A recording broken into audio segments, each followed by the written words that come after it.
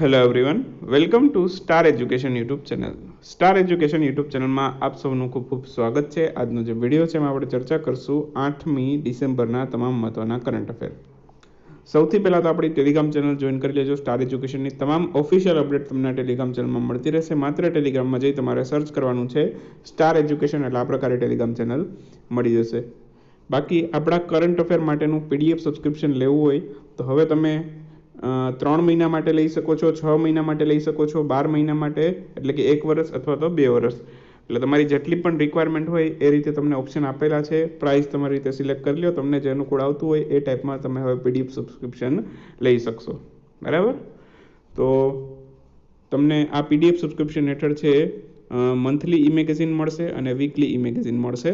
તો આ મંથલી ઈ મેગેઝિનની પીડીએફ તમારી ઈમેલ આઈડીમાં આવશે અને વીકલી ઈ મેગેઝિનની એટલે કે મહિનાની 4 ઈ મેગેઝિન વીકલી હશે જે તમારા ઈમેલ આઈડીમાં આવશે પીડીએફ સબસ્ક્રિપ્શન હેઠળ.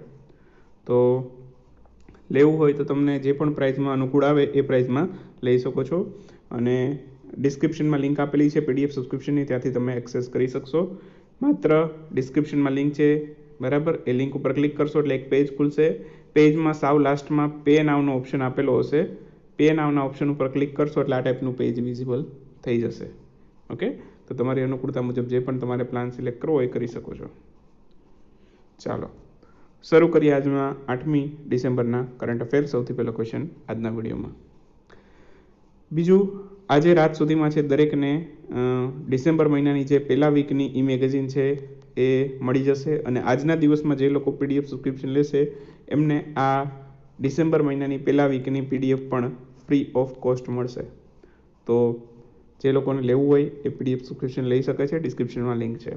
હાલમાં જ UNESCO Asia Pacific award for cultural heritage conservation 2021થી નીચેનામાંથી ભારતના કયા પ્રોજેક્ટને સન્માનિત કરવામાં આવેલું અથવા તો એ વિજેતા બન્યું છે? ભારતનો કયો પ્રોજેક્ટ આ એવોર્ડ જીતી ગયો છે?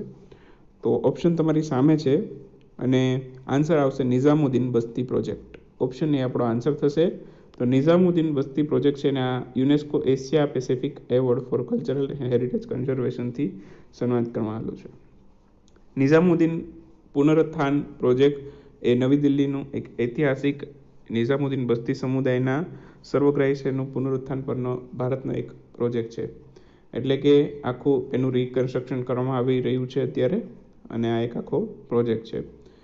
અને સાંસ્કૃતિક વારસાનું સંરક્ષણ છે એ માટે થઈને એમને આ પુરસ્કાર આપવામાં આવે છે. એશિયા પેસિફિક પુરસ્કાર એમને મળેલો છે આ પ્રોજેક્ટને. ઓકે, આ પ્રોજેક્ટમાં ક્લસ્ટરની આસપાસ છે 20થી વધુ ઐતિહાસિક સ્મારકો છે એની ઝીણવટભરી કોતરણીઓ છે એનું પુનઃસ્થાપનાનો પણ આ પ્રોજેક્ટની અંદર સમાવેશ કરવામાં આવેલો છે. બરાબર? એટલે કે ફરી વખત એનું જે ઝીણવટભરી કોતરણી છે તો એનું સમારકામ કરવામાં આવશે, તો તેનો જીર્ણોદ્ધાર કરવામાં આવશે.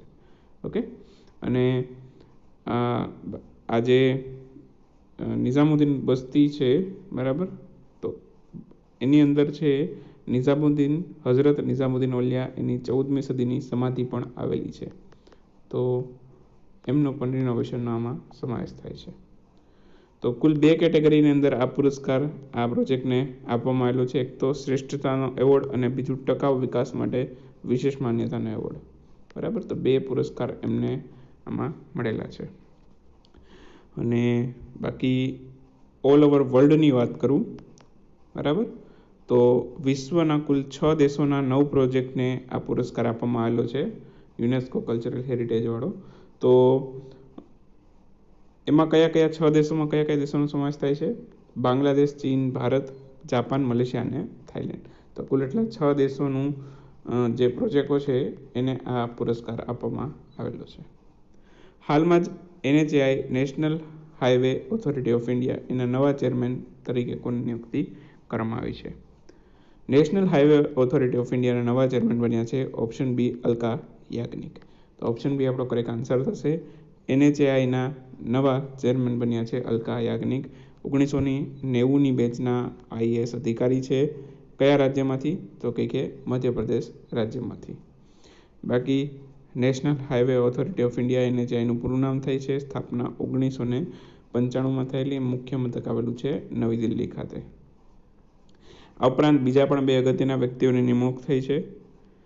એક તો સંજય બંદોપાધ્યાય, એમને inland waterways authority of India છે એના નવા ચેરમેન બનાવવામાં આવેલા છે. તો ક્વેશ્ચન પૂછી શકે તમને કે ઇનલેન્ડ વોટરવેઝ ઓથોરિટી ઓફ ઇન્ડિયાના નવા ચેરમેન કોણ બન્યું છે? સંજય બંદોપાધ્યાય. અને નેશનલ પ્રોડક્ટિવિટી કાઉન્સિલ, જેને ગુજરાતીમાં કહેવાય રાષ્ટ્રીય ઉત્પાદકતા પરિષદ, એના નવા ડાયરેક્ટર જનરલ બન્યા છે સુનદીપ કુમાર નાયક. બરાબર, તમને એમ થતું હશે કે સાહેબે મિસ્ટેક કરી, સુનદીપની સંદીપ આવે, પણ સુનદીપ જ નામ છે, સંદીપ નથી, ખાસ ધ્યાન રાખજો. સુનદીપ કુમાર નાયક. ઓકે. તાજેતરમાં કેમ્બ્રિજ ડિક્શનરી એમણે કયા શબ્દને વર્ડ ઓફ ધ યર 2021 તરીકે પસંદ કર્યો છે? કેમ્બ્રિજ ડિક્શનરીએ પોતાનો વર્ડ ઓફ ધ યર જાહેર કરી દીધો છે અને કેમ્બ્રિજ ડિક્શનરીએ વર્ડ ઓફ ધ યર તરીકે પસંદ કર્યો છે પરસેવરન્સને. હવે આમાં સ્પેલિંગ ખાસ યાદ રાખજો. જ્યારે પણ આ ક્વેશ્ચન પૂછશે ને, આ ઘણી વખત ગૌણ સેવાની દરેક પરીક્ષાઓની અંદર પૂછાયો છે. મોટાભાગની એક્ઝામની અંદર આ ક્વેશ્ચન હોય જ છે. સ્પેલિંગ તરીકે પણ પૂછે, અથવા તો હવે આવી રીતે પાછો પણ આ સ્પેલિંગ તમારી પાછળ પડી જશે. મોસ્ટ ઓફ આપણને કદાચ આ ક્વેશ્ચન ધ્યાનમાં તો હોય જ તે, પણ સ્પેલિંગમાં આપણે કદાચ ભૂલ કરીને આવીએ છીએ. તો ખાસ ધ્યાન રાખજો, પરસેવરન્સ છે, બરાબર, એનો સ્પેલિંગ ખાસ યાદ રાખજો. ઓકે. તો કેમ્બ્રિજ ડિક્શનરીએ વર્ડ ઓફ ધ યર તરીકે પરસેવરન્સ શબ્દને પસંદ કર્યો છે. એમનો એવો દાવો છે કે ભાઈ અમારી વેબસાઇટમાં છે આ 2,43,000 વખત છે આ વર્ડને સર્ચ કરવામાં આવેલો છે. બરાબર. તો આમ થાય, જો બિનસચિવાલયમાં પૂછાઈ જાય તો ઘણી વખત આને સર્ચ બહુ કરવામાં આવે. બરાબર, ગૂગલમાં તો સર્ચ કરવામાં જ આવે, એની વેબસાઇટમાં જઈને કોઈ સર્ચ ન કરે, પણ ગૂગલમાં તો બહુ થાય. બરાબર ને. તો પરસેવરન્સ શબ્દ છે, બરાબર, એમનો એવો દાવો છે કે એમની વેબસાઇટમાં 2,43,000 વખત છે સર્ચ થયો છે. અને પરસેવરન્સ છે, બરાબર, એનો ગુજરાતી અર્થ કંઈક એવો થાય, દ્રઢતા. ગુજરાતી અર્થ શું થાય? દ્રઢતા. અને બાકી અન્ય બધી ડિક્શનરીઓએ જે વર્ડ ઓફ ધ યર જાહેર કર્યા છે એ જોઈ લઈએ ફટાફટ. તો મેરિયમ વેબસ્ટર ડિક્શનરીએ વેક્સિન શબ્દને વર્ડ ઓફ ધ યર પસંદ કર્યું હતું. આ ઉપરાંત ઓક્સફર્ડ ડિક્શનરી કયા શબ્દને વર્ડ ઓફ ધ યર તરીકે પસંદ કરેલું હતું? વેક્સ. આ વેક્સિનનું શોર્ટ ફોર્મ જ હતું vax. Okay. Oxford dictionary. Collins ડિક્શનરીએ વર્ડ ઓફ ધ યર જાહેર કર્યો હતો. એણે NFT, એનું પૂરું નામ શું થતું? Non fungible token. ઓકે. તો NFTને વર્ડ ઓફ ધ યર પસંદ કર્યો હતો કોલિન્સ ડિક્શનરીએ. તો આ 4 ડિક્શનરીઓ છે જે અગત્યની છે, જેના વર્ડ ઓફ ધ યર આપણે યાદ રાખીએ છીએ. ઓકે. અહીંથી પ્રશ્ન Gpscમાં પણ આવી શકે, ગુણ સેવામાં પણ આવી શકે. અને જે પરસેવરન્સ વાળું છે તો ગુણ સેવા માટે બહુ અગત્યનું. ચાલો, એ પછીનો ક્વેશ્ચન છે કે હાલમાં જ આંતરરાષ્ટ્રીય નાગરિક ઉડ્ડયન દિવસની ઉજવણી ક્યારે કરવામાં આવેલી હતી? આંતરરાષ્ટ્રીય નાગરિક ઉડ્ડયન દિવસ છે 7 ડિસેમ્બરે ઉજવાય છે. તો આન્સર આવશે ઓપ્શન સી. 7 ડિસેમ્બર 2021ના રોજ આંતરરાષ્ટ્રીય નાગરિક ઉડ્ડયન દિવસની ઉજવણી કરવામાં આવેલી. સૌથી પહેલી વખત 1994માં આ દિવસની ઉજવણી કરવામાં આવેલી હતી. આ દિવસને ઉજવે છે કોણ? ICAO, આંતરરાષ્ટ્રીય નાગરિક ઉડ્ડયન દિવસ છે એની ઉજવણી ICAO દ્વારા કરવામાં આવે, જેનું પૂરું નામ શું થાય? International civil aviation organisation. Okay. મુખ્ય મથક એનું કેનેડાના મોન્ટ્રિયાલ શહેરની અંદર આવેલું છે, તો એ પણ સાથે સાથે અહીંયા યાદ રાખશું. હાલમાં જ વડાપ્રધાન નરેન્દ્રભાઈ મોદીએ કયા રાજ્ય ખાતેથી છે 18,000 કરોડની વિવિધ પરિયોજનાનું ઉદ્ઘાટન કર્યું? હવે આંકડો જ્યારે 18,000 કરોડ હોય, બરાબર, ત્યારે અગત્યનું થઈ જાય. વડાપ્રધાન નરેન્દ્રભાઈ મોદીએ આનું ઉદ્ઘાટન કરેલું છે અને શિલાન્યાસ કરેલો છે વિવિધ પ્રોજેક્ટનું. તો અમુકનું ઉદ્ઘાટન કરેલું, અમુકનો શિલાન્યાસ કરેલો છે. તો આન્સર આવશે ઉત્તરાખંડ. તો ઓપ્શન ડી આપણો આન્સર થશે. તો હાલમાં જ વડાપ્રધાન નરેન્દ્રભાઈ મોદીએ ઉત્તરાખંડ ખાતે છે 18,000 કરોડની વિવિધ પરિયોજનાઓનો શિલાન્યાસ કર્યો. ઓકે. કુલ 11 પ્રોજેક્ટ જેનો પાયો નાખવામાં આવ્યો છે એ દિલ્હી દહેરાદૂન ઇકોનોમિક કોરિડોરનો એમાં સમાવેશ થાય છે. 8,300 કરોડ રૂપિયાના ખર્ચે આ કોરિડોર બનાવવામાં આવશે. અને બીજું, અપ્રતિબંધિત વન્યજીવ ચળવળ માટે છે એશિયાનો સૌથી મોટો વાઇલ્ડ લાઇફ એલિવેટર કોરિડોર, જે 12 કિલોમીટરનો હશે, એનું પણ નિર્માણ કરવામાં આવશે. તો એનો પણ આમાં સમાવેશ થાય છે. બીજું, આ જે એક્સપ્રેસ વે છે એ બંને શહેરો વચ્ચેનું અંતર છે, બરાબર, ઘટાડીને કેટલું કરી દેશે? 180 કિલોમીટર. હાલમાં 248 કિલોમીટર છે. એપ્રોક્સ 70થી 80 કિલોમીટર જેટલું ઘટી જશે. બરાબર. તો 180 કિલોમીટર કરી દેશે. બરાબર. આ જ્યારે એક્સપ્રેસ વેનું નિર્માણ થઈ જશે પછી. પીએમ મોદીએ લગભગ 1700 કરોડ રૂપિયાનું નિર્માણ પામી રહેલા દેહરાદૂન પાટા સાહિબ રોડ પ્રોજેક્ટ છે એનો પણ શિલાન્યાસ કરેલો, બરાબર. ત્યારબાદ 120 મેગાવોટનો વ્યાસી હાઇડ્રો ઇલેક્ટ્રિક પ્રોજેક્ટ છે એનું. ત્યારબાદ NH-58 પર દેવપ્રયાગ અને શ્રીકોટ વચ્ચેનું જે 38 કિલોમીટર લાંબો પટ છે એનું. ઋષિકેશ બદ્રીનાથ રાષ્ટ્રીય ધોરીમાર્ગ પર બ્રહ્મપુરી અને કોટિયાલા વચ્ચેનો જે 33 કિલોમીટરનો પહોળો પટ છે એનું. આ ત્રણેયનું છે પીએમ મોદીએ ઉદ્ઘાટન કરેલું. ઓકે, ફરી એક વખત 120 મેગાવોટનું વ્યાસી હાઇડ્રો ઇલેક્ટ્રિસિટી પ્રોજેક્ટ, NH-58 પર દેવપ્રયાગ શ્રીકોટ વચ્ચે 38 કિલોમીટર લાંબો પટ, ઋષિકેશ બદ્રીનાથ રાષ્ટ્રીય ધોરીમાર્ગ પર બ્રહ્મપુરી અને કોડિયાલા વચ્ચેનો જે 33 કિલોમીટરના લાંબો પહોળો પટ છે એનું ઉદ્ઘાટન કરેલું, ત્રણેયનું. ઓકે, આ ઉપરાંત રાજ્યની અંદર 3 નવી મેડિકલ કોલેજો બનશે એવી પણ એનાઉન્સમેન્ટ વડાપ્રધાન નરેન્દ્રભાઈ મોદીએ કરેલી. તો એટલી વસ્તુ આમાંથી યાદ રાખવાની છે.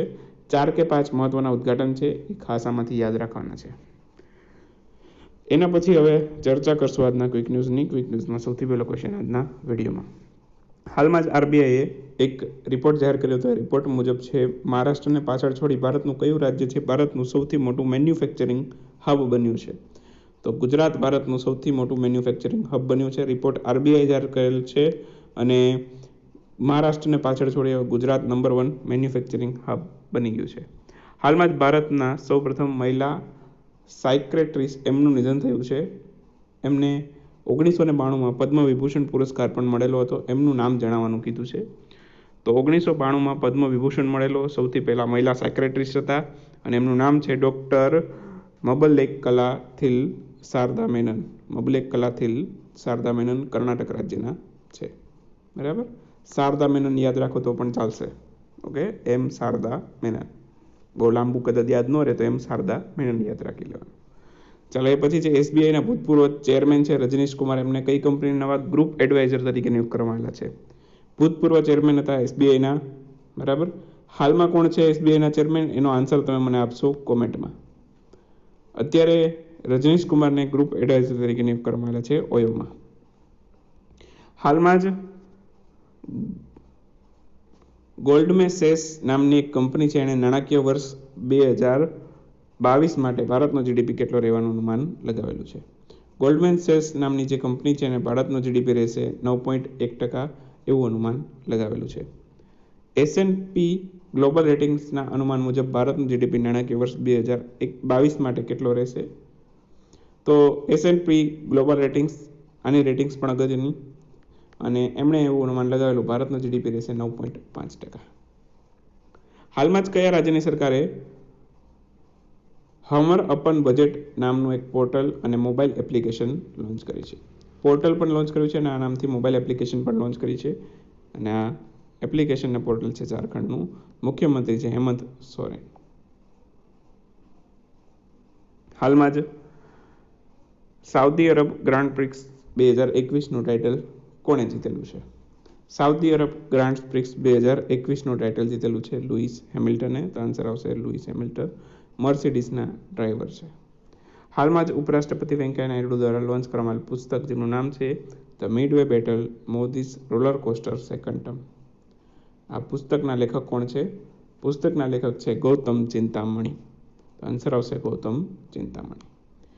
તો 8 ડિસેમ્બરનો વિડીયો અહીં સમાપ્ત કરશું. મળશું આવતીકાલે 9મી ડિસેમ્બરના વિડીયોમાં. ત્યાં સુધી રજા લેશું. આવજો, બાય બાય, ગુડ નાઇટ, શુભરાત્રી. Thank you for watching star education.